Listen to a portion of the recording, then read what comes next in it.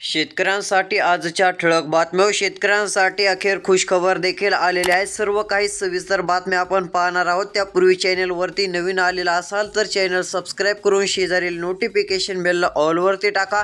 खूप सारे जण व्हिडिओ पाहतात मात्र चॅनल सबस्क्राइब न केल्यामुळे पीक विमा नुकसान भरपाई संदर्भात महत्त्वाचे अपडेट पाहायला मिळत नाहीत।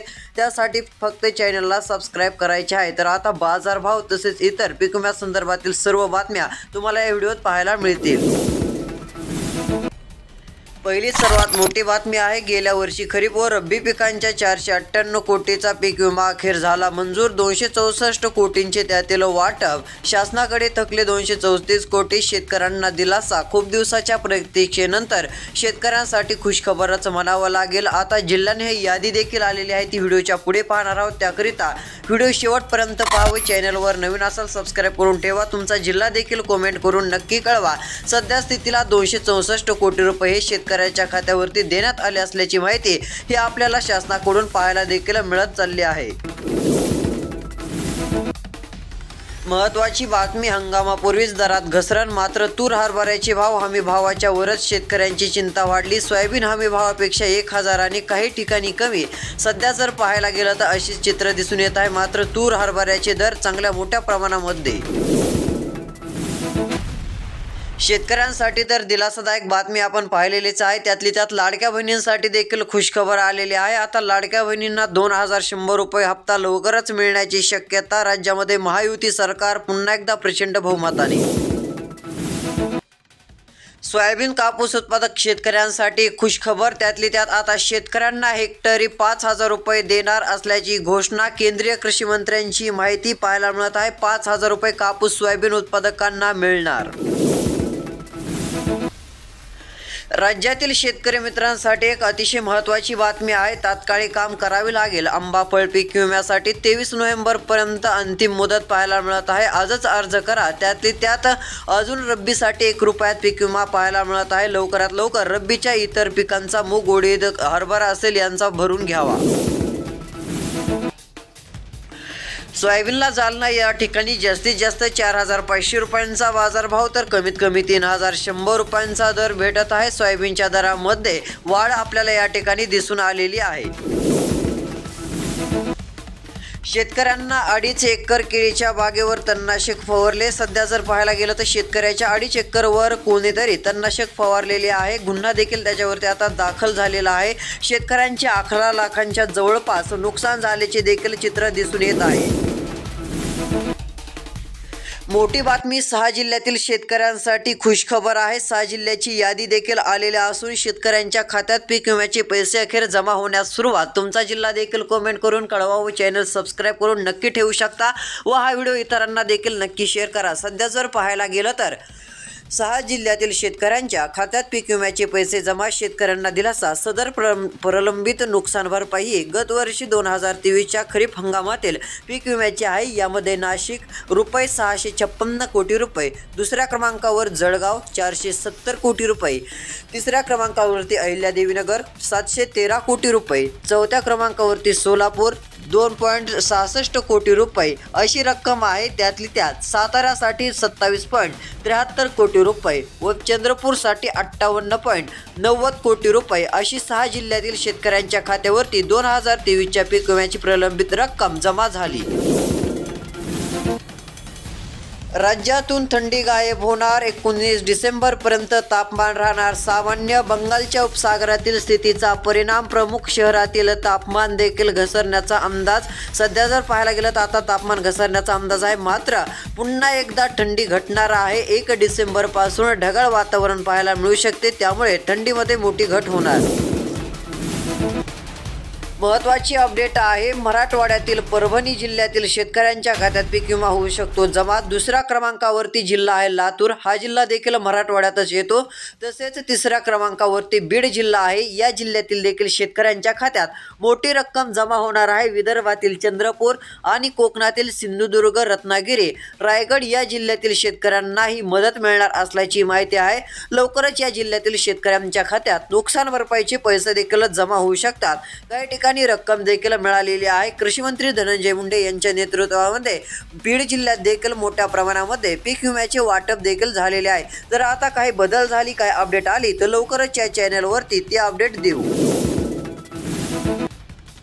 जालन्यातील शेतकरी विम्याच्या 25% अग्रिम पासून राहिले वंचित। जालना जिल्ह्यातील परिस्थिती सध्या जर पाहायला गेलं तर मोठ्या प्रमाणामध्ये पावसाने नुकसान झाले, महापूर आलेला होता, त्यामध्ये नुकसान होऊन शेतकऱ्यांना अद्यापही मदत मिळाली नाहीये। 25% पीक विमा अग्रिम पासून शेतकरी वंचित।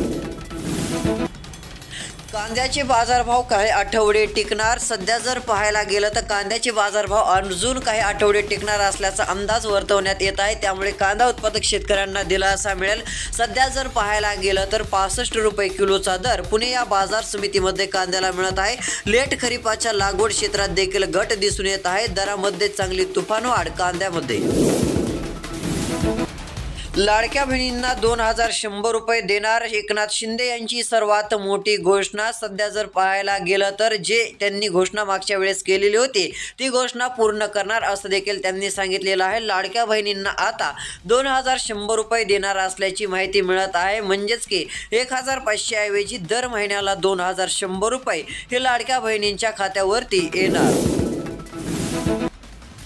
सोयाबीन कापूस दराचा मुद्दा ठरला फोल। सध्या जर पाहायला गेलं तर सोयाबीन तसेच कापूस दराचा मुद्दा फोल ठरला असे चित्र दिसून येत आहे। त्यातली त्यात मराठवाडा आणि विदर्भात मोठ्या प्रमाणात सोयाबीन आणि कापूस उत्पादक शेतकरी पाहायला मिळत आहेत। मात्र कापूस सोयाबीन उत्पादक शेतकऱ्यांनी देखील महायुतीलाच मते दिल्याचं चित्र स्पष्ट। महत्त्वाच्या अपडेटवर दिलासा देणारे अपडेट आहे। गत वर्षीच्या रब्बी पीक विमा हंगामातील संदर्भातील महत्त्वाची बातमी। अजून 233 कोटी रुपये वितरित होणार असल्याची माहिती तरतुदीप्रमाणे ही अपडेट आपल्याला दिसून येत आहे। सध्या जर पाहायला गेलं तर 110% नुकसान भरपाई वितरित केलेली असून उर्वरित नुकसान भरपाई वितरित करण्यात 233.83 कोटी रुपयांची आवश्यकता आहे। भारतीय कृषी विमा कंपनीने शासनाकडे सदर निधीची मागणी केलेली असून आता जेव्हा हा निधी मिळेल त्यावेळेस लवकरच शेतकऱ्यांच्या वरती नुकसान भरपाई जमा केली जाऊ शकते। सध्या जर पाहायला गेलं तर आता मोठ्या प्रमाणामध्ये याचे वाटप देखील होईल। तुमच्या जिल्ह्यामध्ये आता वाटप झालेले आहे का नाही ते देखील तुम्ही कमेंट करून नक्की कळवू शकता व जिल्हा देखील। महायुती सत्ता स्थापनाच्या हालचालींना वेग। सध्या जर पाहायला गेलं तर मुख्यमंत्री पदासाठी फडणवीसांच्या नावाला अजितदादा गटाचा पाठिंबा। मी घरी बसणारा नाही असं देखील म्हटले शरद पवार। सध्या जर पाहायला गेलं तर महायुती सत्ता स्थापनेच्या हालचालींना वेग आलेला असून मुख्यमंत्री पदासाठी फडणवीसांच्या नावाला अजितदादा गटाचा पाठिंबा देखील असल्याचे चित्र। राज्यातील शेतकऱ्यांसाठी दिलासा देणारी खुशखबर पाहायला मिळत आहे। आता ऑगस्ट व सप्टेंबर अतिवृष्टीची 7 जिल्ह्यांमधील शेतकऱ्यांना मदत अखेर झाली मंजूर। शेतकऱ्यांच्या खात्यात जमा होणार मदतीची मोठी रक्कम। सध्या जर पाहायला गेलं तर राज्यातील 7 जिल्ह्यांमधील जवळपास 10 लाख शेतकऱ्यांना 997 कोटी रुपयांची मदत मंजूर करण्यात आलेली आहे। ही मदत लवकरच शेतकऱ्यांच्या खात्यात जमा होणार आहे।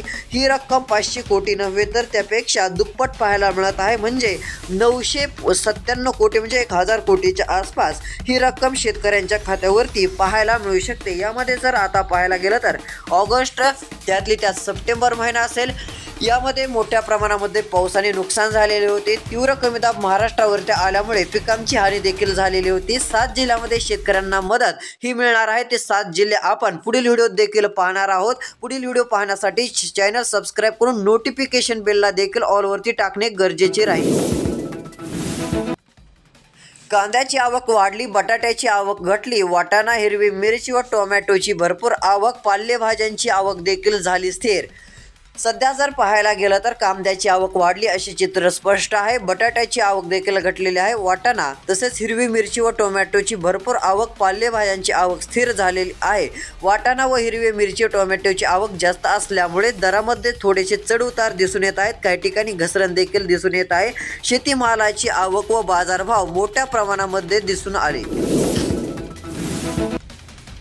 शेतकरी मित्रांसाठी महत्त्वाची बातमी आहे व महत्त्वाची सूचना देखील आपण देणार आहोत। सध्या जर पाहायला गेलं तर काही ठिकाणी राज्यातील शेतकऱ्यांना दिलासा मिळू शकतो, मात्र काही ठिकाणी दिलासा मिळणार नाहीये। कारण सध्या जर पाहायला गेलं तर आता लवकरच 1 डिसेंबरची सुरुवात होणार आहे। 1 डिसेंबरपासून राज्यामध्ये थंडीचा जोर कमी होणार असून त्यामध्ये 3 डिसेंबरपासून राज्यात पावसाला पोषक वातावरण तयार होईल। हलका ते मध्यम स्वरूपाचा पाऊस हा राज्यातील मोजक्या भागामध्ये पाहायला मिळू शकतो। त्यामुळे शेतकरी मित्रांनो, शेतीची कामे देखील तात्काळ उरकून घ्या, जेणेकरून पुढे चालून काही अडथळा येणार नाहीये। हा पाऊस विजांच्या कडकडाटासह वादळी वाऱ्यासह पाहायला मिळू शकतो, यामुळे काळजी देखील घेणे गरजेचे राहील।